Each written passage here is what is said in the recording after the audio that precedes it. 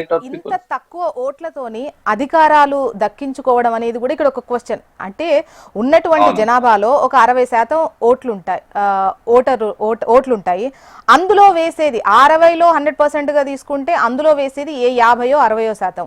అందులో కొన్ని ఓట్లు చెల్లేవని, చెల్లనివని, దొంగ ఓట్లని, గల్లంతని ఇన్ని లెక్కలుగా పోతే ఏ 20-30% ఓట్లతోని గెలవడము, అధికారాన్ని చేజిక్చుకొని పాలన చేయడం అనేది ప్రజలు ఆలోచించాల్సినటువంటి అవసరం ఉంది ఇక్కడ. naturally you should have majority opinion, majority voters ఒక ఎమ్మెల్యేని గెలిపించుకున్నారు అని అంటే దట్ విల్ బి డెమోక్రసీ ఉన్నట్టు, వైబ్రెంట్ డెమోక్రసీ అని అనుకుంటాం. లేదు అసలు అందరి ఇండియాలో కూర్చొని ఏదో 25-30% 40% మంది ఓటర్స్ వచ్చేసి ఓట్ వేసుకో వెళ్ళిపోవటం అని అంటే that is not befit democracy. Correct కాదు అది డెమోక్రసీలో. కాబట్టి డిఫరెంట్ గా అందరు ఓటర్స్ రావాలి, సెలెక్ట్ చేసుకోవాలి వాళ్ళ అభిప్రాయాలు. మీరు అన్నట్టు no you have option, note option ఉంది. మీరు నచ్చేది ఏ క్యాండిడేట్ కూడా నచ్చలేదు అనుకో, ఏ పొలిటికల్ పార్టీ నచ్చలేదు అనుకో, నోటా వేసుకొని వెళ్ళిపోవచ్చు. 100% కూడా చాలా తక్కువ ఉంది. ఇప్పుడు ముందట్లా కూడా లేదన్నమాట, అంత కూడా పర్సంటేజ్ కూడా లేదన్న నోటా.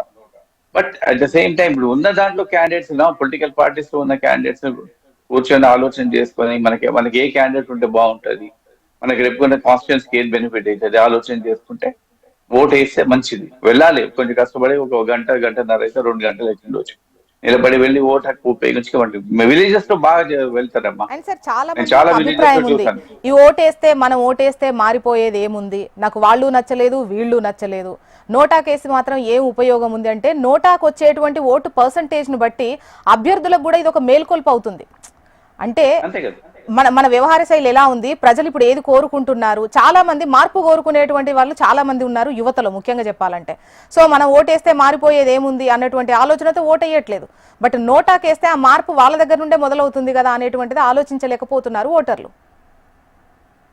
దట్ విల్ ఆల్సో రేపు నోటా వేసినా కూడా రేపు పొద్దున క్యాండిడేట్స్ కూడా భయం ఉంటుంది. క్యాండిడేట్స్ కూడా ఆలోచన చేశారు కదా, నోటా ఓట్స్ పెరిగినాయి అని అంటే అరే ఇదేంటి మనకి క్యాండిడేట్స్ మనకి ఏమంటే పొలిటికల్ పార్టీస్ వేయకుండా నోటా ఇస్తున్నారు ఏంటంటే డెఫినెట్ గా వాళ్ళు కూడా వెళ్ళి కాన్స్టిట్యున్సీలోకి వెళ్ళి వాళ్ళు ఓటర్స్ ని అపీల్ చేస్తున్నారు.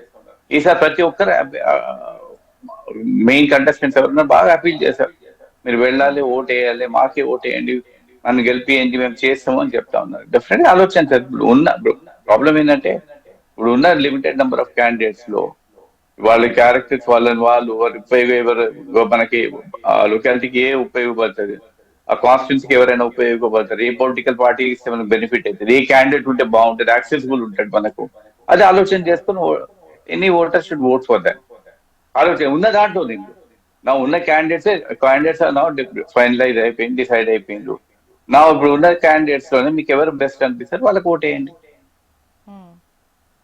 అండ్ ముఖ్యంగా ఇక్కడ పట్టణాల విషయానికి వస్తే ఇంతకుముందు మనం మాట్లాడుకున్నట్టు సార్, ఇక్కడ పర్సంటేజ్ అనేది తక్కువగా కనిపిస్తుంది. అంటే అందులో జనరలైజ్డ్ గా ఉన్నటువంటి కారణం ఇక్కడ ఓటు ఉండి ఊళ్ళలో ఓటు ఉండి, లేదంటే ఇక్కడ పని కోసమే వచ్చినటువంటి వాళ్ళు అక్కడ ఎక్కువ ప్రయారిటీ ఇస్తారు అనేటువంటిది ఇవి పక్కన పెడితే ఉన్నటువంటి వాళ్ళు కూడా ఓటేయడానికి ఇంట్రెస్ట్ చూపించట్లేదు. ఇక్కడ హాలిడే మూడ్ లో వచ్చేసారమ్మా. ఇప్పుడు మనకు ఇప్పుడు ఎక్కడైతే ఓట్ మన ఎలక్షన్స్ జరుగుతాయో అక్కడ డిక్లేర్ లోకల్ గా మనకి హాలిడే డిక్లేర్ చేస్తారు. చాలా మందికి ఏంటంటే వెళ్ళేసి ఎవరి లైన్ నిలబడి ఓట్ వేసి రావాలి, అది ఒక 1 hour 2 hours వేస్ట్ అవుతుంది. దాని వల్ల ఎక్కడైనా పోవచ్చు. చాలా మంది వెకేషన్ కూడా వెళ్ళేసి వస్తారు, మార్నింగ్ పోయి ఈవినింగ్ వస్తే కూడా బాగుంటుంది మనకి వెకేషన్. ఏ ఓట్ వేస్తే ఏముంది కానీ తప్పది. You should utilise your vote. మీరు డిఫరెంట్ గా మీరు ప్రజాస్వామ్యంగా ఉన్నారు, మీరు మీ ఓటర్కు ఉపయోగించుకోవాలి. ప్రతి ఒక్కరు పిల్లలు ఎవ్రీ ఎలిజిబుల్ ఓటర్ బూత్ కి వెళ్ళాలి, ఓట్ వేసి రావాలి. క్యాండిడేట్ సెలెక్ట్ చేసుకోవాలి. మీకు ఏ క్యాండిడేట్ బెస్ట్ అనిపిస్తే ఒకసారి స్టడీ చేయండి, మనకి ఏ క్యాండిడేట్ ఉంటే ఉపయోగపడతారు మన కాన్స్టిట్యున్సీకి ఆలోచన చేయండి. లేదు ఏ క్యాండిడేట్ నచ్చలేదు అనుకో, నోటా ఉంది, నోటా వేసి వచ్చేసేయండి. I don't like anything. That will also reflect, డెమోక్రసీలో రిఫ్లెక్ట్ అవుతుంది. రేపు పొద్దున ఏ పొలిటికల్ పార్టీ కూడా ఆలోచన చేస్తుంది, అరే నోటా వేసారు ఇంతమంది 18 మంది, ఈ క్యాండిడేట్స్ ఒక్కరు కూడా బాగాలేదు అంటున్నారు, కాబట్టి నెక్స్ట్ టైం వాళ్ళకి టికెట్ ఇవ్వడానికి కూడా ఆలోచన చేశారు. I think that kind of definite రావాలి, ప్రతి ఒక్కరు ఆలోచన రావాలి, ప్రతి ఒక్కరు రావాలి. ఓకే. అయితే గత ఉప ఎన్నికలకు, ఈ ఉప ఎన్నిక వచ్చినప్పుడు డెఫినెట్‌గా పార్టీలన్నీ కూడా ముఖ్యంగా అధికార పక్షం నుంచి మంత్రులు, ముఖ్యమంత్రులు వస్తూనే ఉంటారు. ప్రచారం చేస్తూనే ఉంటారు. ఇటు కేంద్ర మంత్రులు వస్తూ ఉంటారు. పార్టీలకు సంబంధించినటువంటి వర్కింగ్ ప్రెసిడెంట్లు అందరూ ఇంత పెద్ద ఎత్తున ప్రచారం చేస్తూ ఉంటారు. అయితే గత ఉప ఎన్నికలకు ముఖ్యంగా ఈ జూబ్లీహిల్స్ ఉప ఎన్నికలకు కంపేర్ చేస్తే మీకేం డిఫరెన్స్ కనిపిస్తుంది? ముఖ్యంగా ఈ డబ్బులకు సంబంధించి ఏమైనా డిఫరెన్స్ కనిపిస్తోందా? ఇప్పుడు ఎనీ బై ఎలక్షన్స్ ప్రెస్టీజియస్ గా తీసుకుంటే బట్ లోకలైజ్ ఉంటుంది. కానీ రాను రాను మనకు నేను 70s 80s లో ఎలక్షన్స్ కవర్ చేశాను. అప్పటి ఖర్చుకి ఇప్పటి ఖర్చుకి చాలా తేడా ఉంది. అప్పుడు చాలా తక్కువ ఖర్చు ఉండేది మనకు. కొన్ని వేలలో ఖర్చు పెట్టిన వాళ్ళు ఉన్నారు, కొన్ని లక్షల్లో ఖర్చు పెట్టి ఇప్పుడైతే కోట్లలో ఉంది. ఇప్పుడు నాకు ఒక క్యాండిడేట్ చెప్తే కదా 20-30 కోట్లు లేని ఇప్పుడు అసెంబ్లీ ఎలక్షన్స్ కండక్ట్ చేయలేమన్నా కదా. సీరియస్ గా కండక్ట్ చేయాలంటే దగ్గర 20-30 కోట్లు కావాలి మనకు అంటే.